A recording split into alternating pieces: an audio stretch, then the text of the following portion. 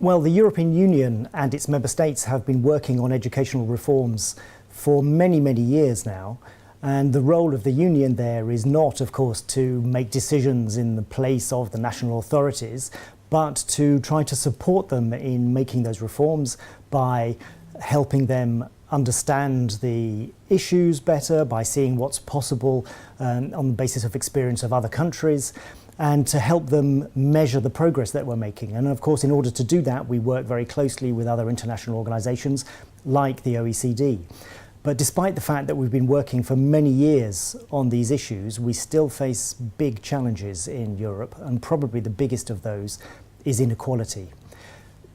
It's surprising in some ways because Europe has some of the most equal societies in the world, and yet we still face very significant problems in terms of the number of young people who leave school early. About 1 in 10 people leave school without any qualifications. We have far too many young people who have very poor skills in mathematics and science and in literacy. And one of the most painful things is that it's the socioeconomic background of our young people which is by far the strongest determinant of their educational outcomes. So we see this in schools, but we also see it even in higher education, where despite the fact that we've increased enormously the number of young people in Europe who have higher education qualifications, still we find that it's the people from more difficult backgrounds who either don't have access to higher education or who don't succeed.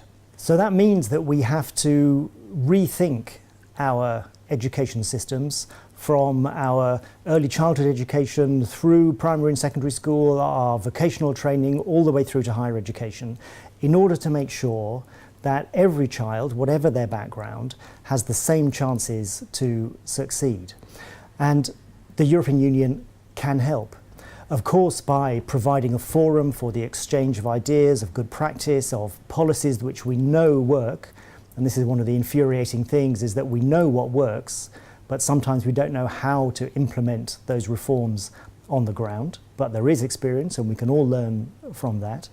But we can also help by providing financial assistance, both through the structural funds, which provide billions of euros in terms of support for reforms in education. The European Social Fund, for example, which has a budget of 27 billion euros, which it will be spent up till 2020, used to be spent mainly on retraining for the unemployed, and now the vast bulk of that goes on school education. We also have the European Fund for Strategic Investment, which is increasingly being able to support the development of infrastructure in the education field, and that's a very, very welcome development.